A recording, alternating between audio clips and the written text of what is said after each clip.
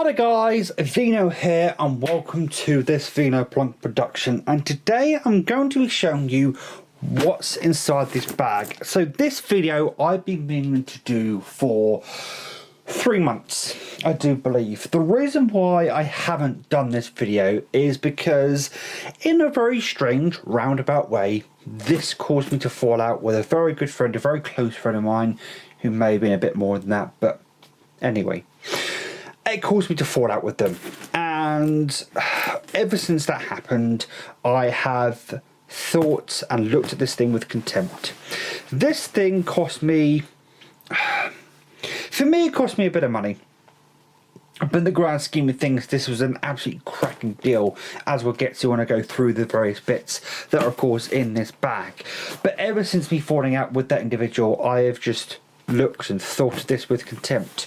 Well, I've recently rekindled my friendship with that individual, so that's why now there's no better time than now really to crack into this thing and show you what it is. So I can tell you, do I say this now or do I say this at the end? I want to say this at the end. I've wanted various components of this package for a very long time, and the main component of what I've wanted is actually in here. But I'm going to show you some of the bits and bobs I got, and we'll start building up a bit of a picture of what's in this bag, shall we? Some people are going to get this very quickly, some people not so much. So the first thing I'm going to show you that I put out this bag is a 4Gamers, the official option pack. Looks like a pack of some description.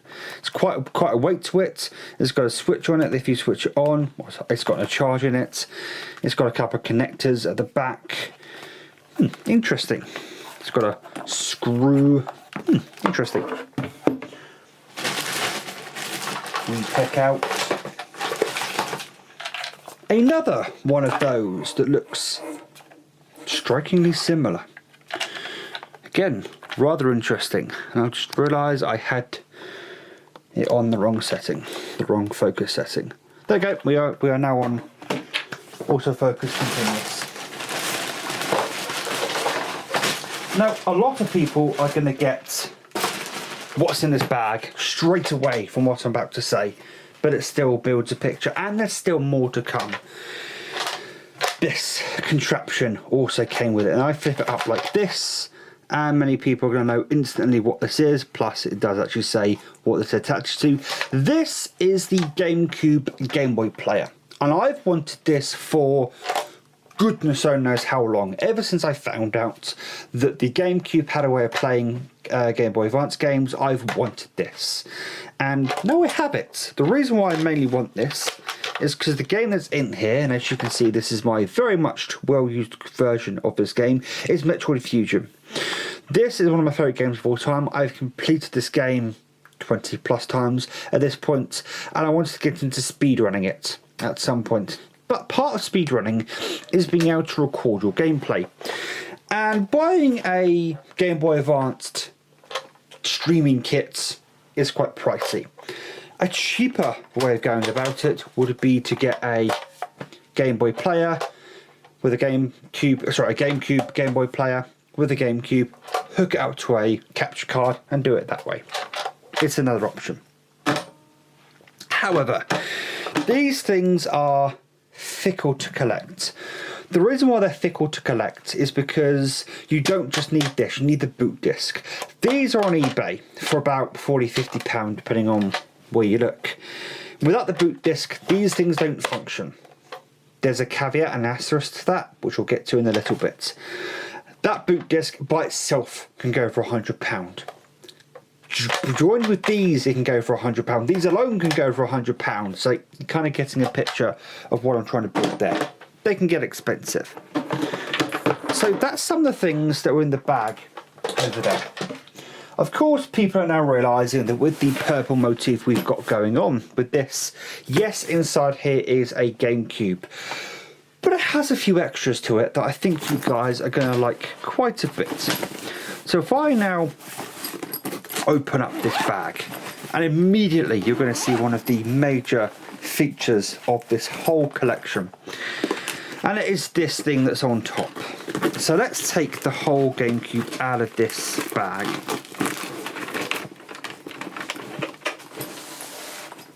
There we go. There's the whole GameCube. I'm going to zoom in just a smidge. There we go. Going to take off the GameCube, take off whatever this thing is on top, without letting you guys know what it is. It can be a bit of a pain to take on and off sometimes, so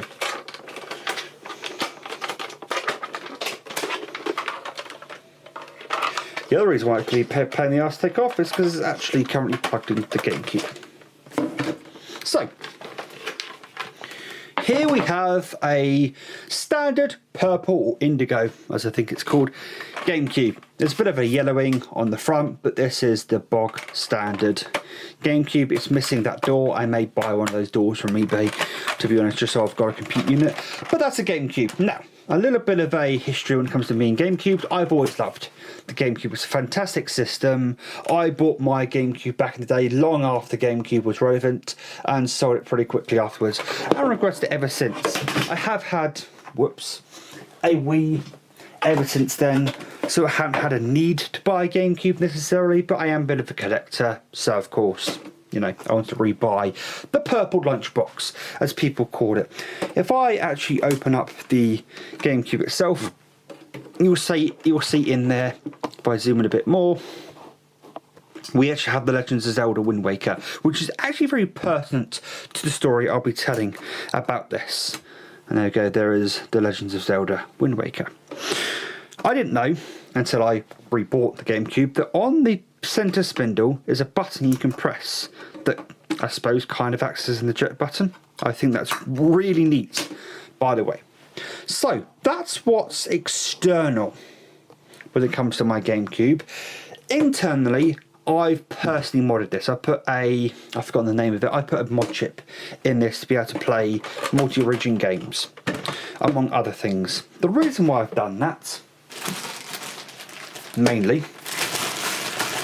is because I own an NTSC copy of Resident Evil 4, which of course, by a lot of people's measures, is one of the best games ever made. So I think spending a fiver, I think it was, to buy the mod chip, plus it cost me £20 to get all the components, the soldering iron, stuff like that, I think it's worth it for a game like Resident Evil 4. So I have a hard modded GameCube. Alongside the mod chip, I also bought this little thing. This is an SD card, there we go, SD card to GameCube adapter. I can't get this to work that well, and there'll be a future video on if I can and when I get it to work. So, also in here are all the components, all the different bits and bobs. We have a unofficial, non-working, I might add, super pad that feels rather cheap and very sticky, I must say. That is not a nice controller, plus it doesn't work. So, you know, that's probably for the best, to be honest, because, as I said, not a nice controller. I mean, if I cleaned it up a bit, it probably would feel a lot better. But on the other side, as I reach across and probably obscure your view, is this. Now, I'm unwrapping this for a reason. You guys know what this is. This is an official GameCube controller, which is often praised by a lot of people as being one of the best controllers ever made, and I would agree. It is a super comfortable controller, and it's one of the best controllers ever made. This controller on its own goes for about £50 to £60 on eBay now because of Super Smash Ultimate. Yeah, basically because of course the adapter is out for the Switch that allows you to connect these to your Switch. These have rocketed in price, so having one of these in there alone is worth probably the price I paid for all of this, which we'll get into very shortly. Now, I said earlier that I said earlier, in order to get the GameCube player working, you need the disc. Well, you probably noticed I don't have the disc. Everything you see here came with it. Wind Waker came with it, and the other thing that came with it is another game, which is Billy Thatcher and the Giant Egg. There we go, Billy Thatcher and the Giant Egg. So, how have I gotten the Game Boy player to work if I don't have the boot disc? Well, lucky for me, it came with Wind Waker. There's a little trick you can do where you take a Gamecube memory card, you plug it into a soft modded Wii, which I have a soft modded Wii. I mean, who doesn't have a soft modded Wii these days if you're into this sort of thing? And then you load a save game onto here that basically runs an exploit that allows nearly anything to run unsigned code by putting Wind Waker, you load it up, you load the save game, and essentially you can load anything from memory card. I also have on here what's known as a Game Boy interface. That allows me to boot up into my Game Boy Advance game of choosing and play it. It's almost like the universe handed me a card when it came to this setup. It came with Wind Waker, which I needed, of course, as a boot disc essentially.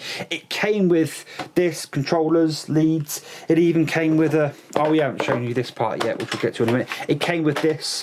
It came with everything I needed. What is this? It's a portable screen. It's a portable screen that you can stick on top of your Gamecube. Now, I'm not going to be demoing this in this video. I'm going to be doing a separate video at some point where I'll be demoing this and all the different bits and bobs that I've got here. I think this video by itself is going to be long enough. So, just to go through some of the prices these get on eBay. I've already spoken about some of the prices. This goes for about £50. The controller can easily go for about £50. This can easily go for about £30 to £50. Gamecubes themselves go for between £50 to £100, depending on where you want to look. These sell for £50 a piece. CX also give about £30 for these at the moment, which is kind of bonkers and bizarre for me. Wind Waker can go for a pretty penny on eBay boxed. I don't have it boxed, so we'll kind of leave that out of it. This bag can go for about £20–30, we'll say. I did look it up, I've kind of forgotten how much it goes for. So all in all, you're looking for north of £100. Put your guesses on the table for how much I personally paid for all of this. £80. I paid £80 for the lot. Now I already had the memory card, I already had a few other bits and bobs, already had Resident Evil 4. But I think for £80 this is a steal, especially when I went on eBay afterwards and found out all the different prices these go for. And the fact that I have a portable Gamecube, air quotes with the portable part, which we'll get to in the second part of this video, or the second, you know what I mean, the second part of this whole thing, and I can play, you know, I can play what's it called, Metroid Fusion in 60 frames per second as well, which I didn't know. The Game Boy interface actually allows you to play games and Game Boy games in 60 frames per second, which is glorious in so many ways. I'm ecstatic about this. However, as you probably got from my preamble in the beginning, I haven't done a lot with this in the last few months because falling out with that friend just put the mockers in all of this, if I'm being honest. It just really sullied a lot of this for me. Now I'm back in contact with that person, now I'm back on good terms with them, I think I can get back into enjoying all of this. You guys may think that's a bit stupid, a bit silly, that this kind of, you know, put the mockers on all that, but you weren't there, man. You weren't there. That's all I'm going to say about that one.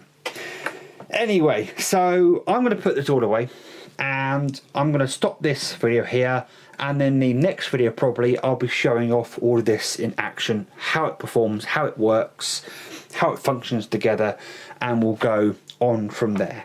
But I've been meaning to do this video for like 3 months. When I bought this, at the time I had to shuffle a few bills here and there, if I'm being honest. Being straight up honest with you guys, things were a bit tight at that moment in time due to Christmas and a few other things and that kind of stuff. I had to shuffle a few bills to kind of pay for this, and I felt guilty for buying this.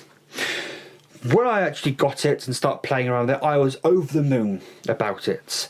I ended up buying a soldering iron and all that kind of stuff to get the mod chip. I was really excited about this. It was a full-on project. I was geeking out. Brilliant. Then I fell out with that person and just like a plane crash. But now, like a phoenix rising back up through the ashes, I can start enjoying this once again.